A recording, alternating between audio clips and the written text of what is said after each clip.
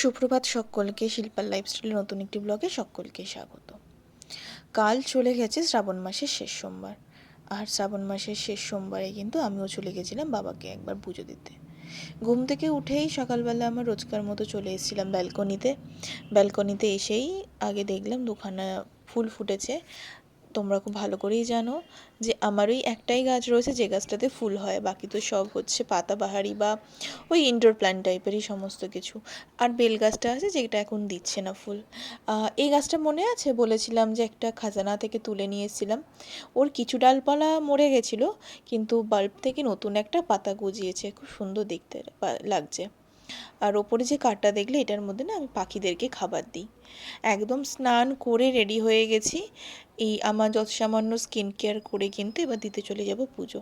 খুব সামান্য একটু স্কিন কেয়ার সকালবেলা দিকে, কারণ আমি একটু পরে যখন বাসে যাব পুরো ঘেমে স্নান করে যাব, তো বেশি কিছু আমি আর ইউজ করি না।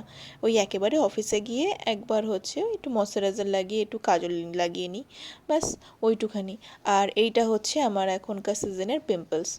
এই যে গোপুরা ঘুমোচ্ছে, আমি এবার এদেরকে ঘুম থেকে তুলে নেব। ঘুম থেকে তুলে কিন্তু পুজো দিয়ে নিয়েছি। পুজো দিয়ে নিয়ে তারপর গেছিলাম কিন্তু আমি ঠাকুরকে জল ঢালতে। আজকে দেখলাম বেশ ভিড়ই হয়েছে, বুঝতে পারছো তো মালার পরিমাণ দেখে। এটা কিন্তু আমাদের কমপ্লেক্সের ভেতরেই যে মন্দির আছে সেই মন্দির, আমি আর বাইরে কোথাও যাই না, এই মন্দিরে গিয়ে জল ঢেলে নিই। তোমরা কি শ্রাবণ মাস মেনেছো? যদি শ্রাবণ মাস মেনে থাকো, কিভাবে তোমরা পালন করলে অবশ্যই আমাকে জানিও। আমার যদি এই বছর কোনো ভুল ত্রুটি হয়ে থাকে আমি সামনের বছর আবার শুধরে নেব, কারণ এটা কিন্তু আমার প্রথম শ্রাবণ মাস। আমি মানে লাইফের প্রথম শ্রাবণ মাস আমি পালন করলাম, তো অনেক ভুল ত্রুটি হতেই পারে, অবশ্যই আমাকে কমেন্ট করে জানিও। পুজো শেষ করেই কিন্তু আমি বেরিয়ে গেছিলাম অফিসের উদ্দেশ্যে। এখন হচ্ছে তোমার লাঞ্চ টাইম। আমি আমাদের এই প্যান্ট্রিটা দেখিয়ে দিচ্ছি তোমাদের। এই প্যান্ট্রিতে আমাদের মোটামুটি সব কিছুই রয়েছে, মাইক্রোওভেন, ফ্রিজ, ইন্ডাকশান, সব কিছুই। আমি নিয়ে গেছিলাম হচ্ছে ডালিয়া, একটু আচার, আর হচ্ছে একটা পনিরের তরকারি, সম্পূর্ণ ভেজ মানে একদম পেঁয়াজ রসুন ছাড়া। তো লাঞ্চ করে অফিস শেষ করে রাস্তায় নেবে আমার খুব খিদে পাচ্ছিলো, কিন্তু সেরকম কিছু পাচ্ছিলাম না, কারণ চারদিকেই তো বুঝতেই পারছো সমস্ত কিছু মাছ মাংসের ছোঁয়া। তাই খেয়ে নিয়েছিলাম ঠান্ডা ঠান্ডা ম্যাঙ্গো লস্যি। খেয়ে বাসে উঠলাম। বাসে উঠে দেখলাম যে রাস্তার এই অবস্থা, মানে জলের পরিমাণ তোমাদেরকে কি বলবো, এটা সমুদ্র বলা চলে। এক একটা যখন বাস যাচ্ছে একটা করে ঢেউ দিচ্ছে না, পুরো যে রাস্তার ওপরে যে লোকরা দাঁড়িয়ে রয়েছে তাদের পা হাঁটু পর্যন্তর কাছাকাছি ভিজিয়ে দিচ্ছে।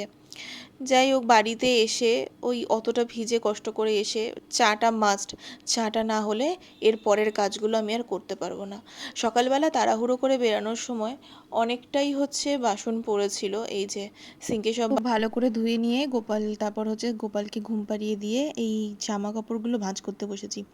অনেক দিন হয়ে গেল এই আলমারিটা আমার ঠিক গোছানো হয় না, তাই ভাবলাম যে আজকে যখন একদম ফাঁকা রয়েছি আর ও বাড়িতে নেই, রান্নার সেরকম ঝামেলা নেই, সে কারণে সুন্দর করে গুছিয়ে নিলাম। দেখতে একদম ঝটপট করে মোটামুটি আধা ঘন্টা সময় লেগেছে সমস্ত জামা কাপড়গুলোকে গুছিয়ে নিতে।